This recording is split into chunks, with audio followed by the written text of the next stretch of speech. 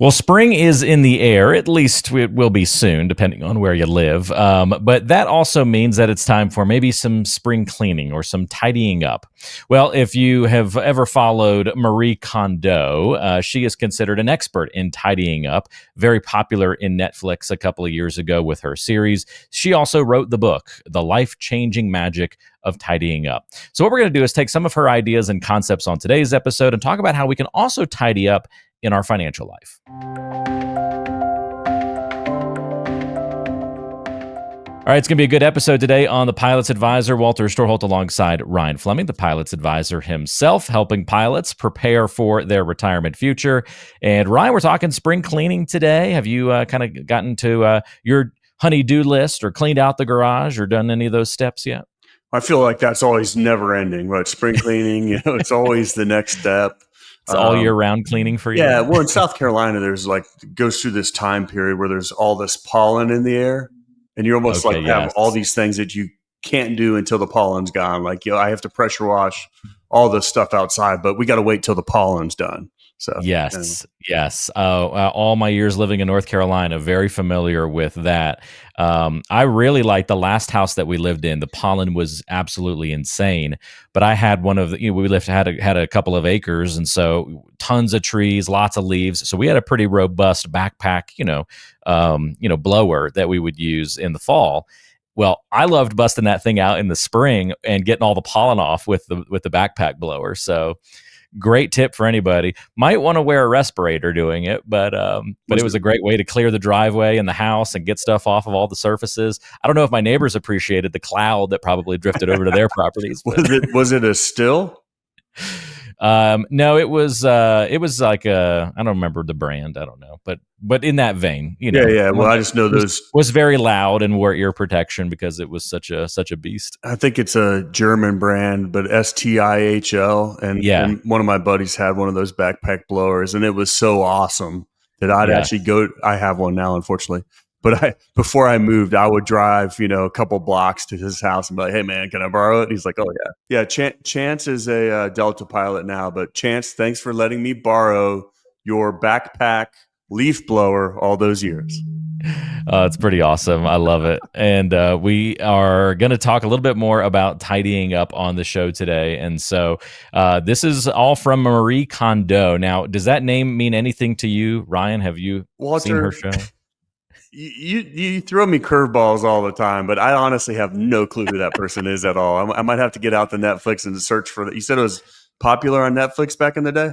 It was it went through this phase where it was huge on Netflix, I want to say, a couple of years ago. I don't know if it was during the pandemic or maybe even before that. Maybe it was pandemic related, but I don't know. Back when everybody was watching everything they could because there was nothing else to do, maybe that's when it was popular. But it was just a lady that goes into people's houses and then just kind of eviscerates them about their clutter and helps them declutter and clean up their house. And people got a lot out of watching it. So, well, I'm going to ask my wife about this, and if we can dig it up, maybe I'll watch an episode or two and see. But either way, we can do a podcast about this. Let's see how it turns out. Let's rock. Yeah, you don't have to have seen the show to have some fun with this one. So, she was very famous for saying, "Does this spark joy?" That was kind of the go-to tagline that I know came out of the show.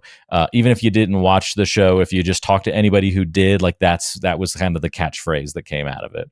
And the full quote from her book is, "The best way to choose what to keep and what to throw away when you're cleaning is to take each item in one's hand and ask, does this spark joy?" So what do you think about that, and how do you relate that to the financial world? It makes me think of a couple things. It makes me think of, some people getting emotionally attached to stocks is one, like, "Ooh, it brings me joy to own this particular stock." But also those individuals that watch their account like a hawk, like they're if their portfolio's up and they have this much saved, it almost tells them that they're a good person, or that they're successful or they've arrived.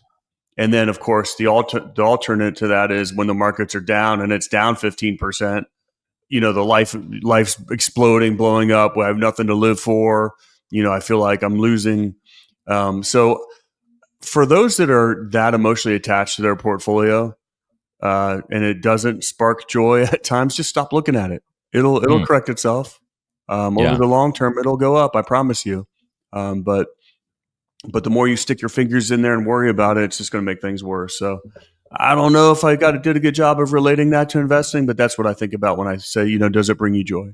And Yeah, I mean, I think that's a good perspective. When I think too about like trying to hold on to things or what you've got cluttered up in your financial life, I, definitely have been in those phases of life where you're holding on to that screw because one day I might need this, and yeah, then like you the end up with garage. Yeah. 10,000 of those screws in your garage, right?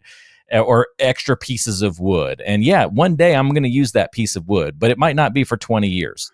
Well, that makes me think of a couple things. Number Okay. one, a lot of prospects will come to me and, talking about it bringing them joy. One of the things that I hear all the time is, I don't like this stuff. I don't know anything about it. I need your help. So 100%, if that's you, we can help you and we can get you going down a better path than you probably are right now.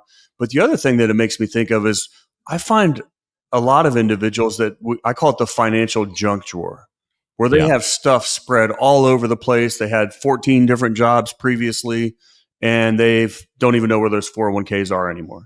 Or they have, Yeah. an account over at Charles Schwab. I got an account at Vanguard. I got one at Fidelity. I got one at Robinhood. I mean, stuff all over the place where you can't Hmm. make sense of what you even have, and it's definitely not working together. So I Yeah. see that all the time where I call it the financial junk drawer where, hey, you need to get your stuff consolidated. Having it all over the place is not diversification. That's just not being organized.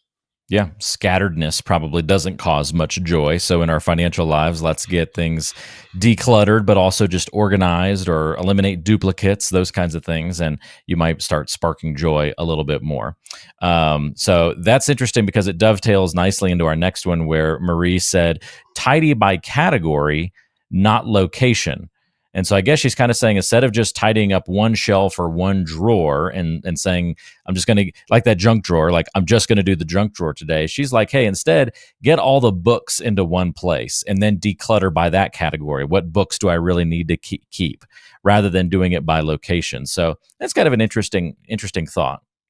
Yeah, I could see that too, where if you have stuff all over the place at different custodians, different accounts, you're not really being diversified. I'll see this a Mm, lot where people are actually stacking the same strategy on top of each other. It's like, yeah. okay, I bought the S&P 500, then I bought US large cap, then I bought the prime cap, and then I brought, and I'm like, well, all of those are US large cap, and you're just kind of stacking them on top of each other. Yeah. On top of that, none of them are talking. So what you've really created here is a very inefficient portfolio.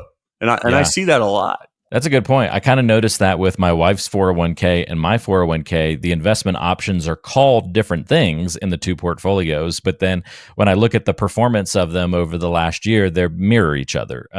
They're like each individual investment's like, so these must be in pretty much the exact same Well, things. yeah. So Well, that layering you're talking about makes a lot of and sense. it's crazy because I see it all the time. Like, okay, Vanguard's, S&P 500 fund, and then we got Fidelity's, and then you got Schwab's, and so all you really did was bought the S&P 500, even though you have 6 different, funds that are doing the exact same thing. It's like, what are we actually doing Yep. here?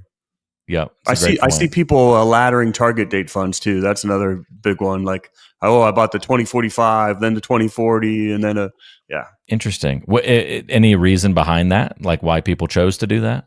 I think a lot of it's just not knowing what they're doing. Number one, but Okay. then trying to maybe blend some risk tolerances or time horizons.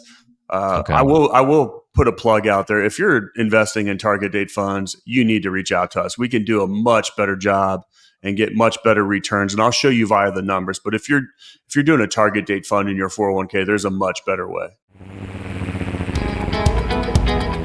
Attention aviators, when you've spent years in the cockpit managing the complexities of flight, isn't it time you navigated your retirement with the same precision?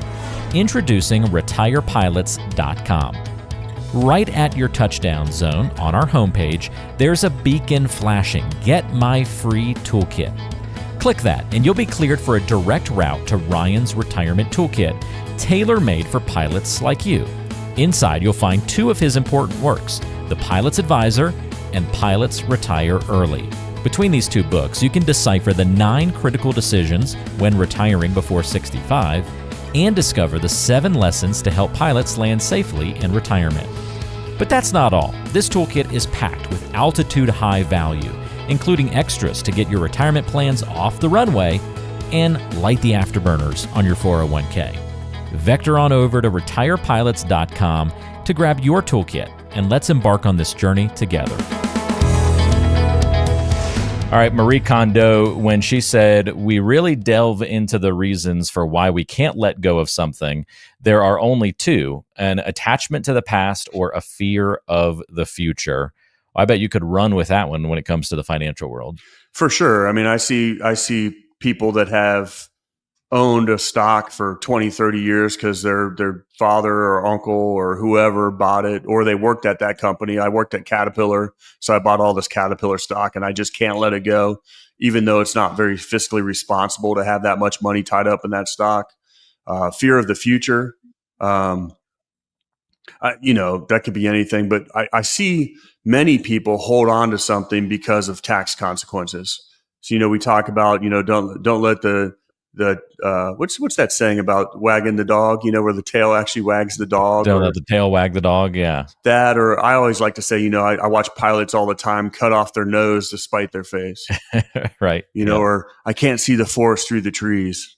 Well, a lot of this happens with taxes, and capital gains tax. And, I have the most horrible portfolio ever, and I've lost my, on this one stock, but it's going to come back, and I'm going to hold it till it comes back.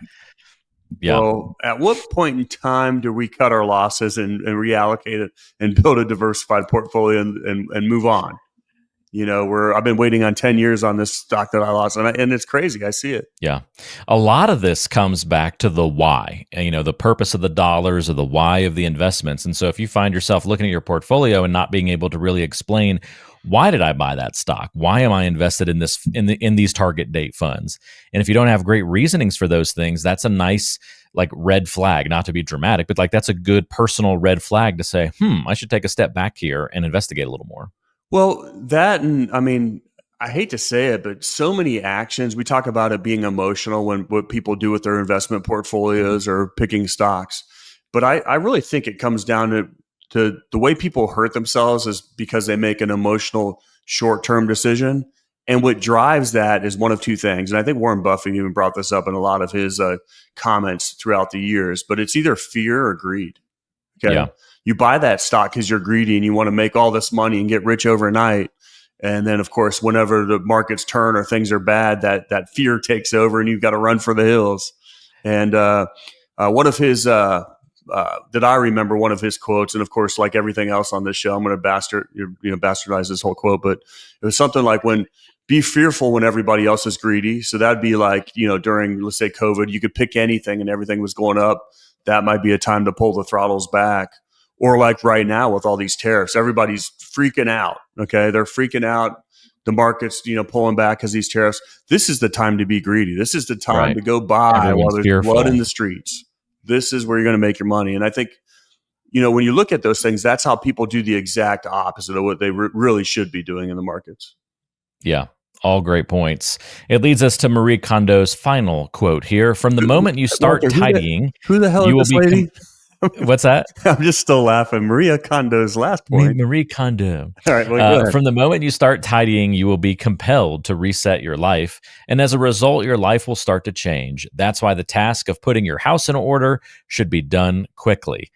I like what she's saying here. If you decide, hey, I need to fix this and I need to get something in order, do it quickly because life gets better as soon as you do. Well, and pilots are really bad about this. They like to kick the can down the street. They like to, I'll get to that next week, or, hey, I'm on a trip. I'll do it when I get back. And guess what? It never happens. Yeah. If you have a problem with how you're investing your money, or you're not investing, or you don't know what you're doing, you need to take massive action and fix it as quickly as possible. It's funny because it's probably one of the most important things that we do in our lives is saving for retirement. And people put it on the back burner and just ignore it for years.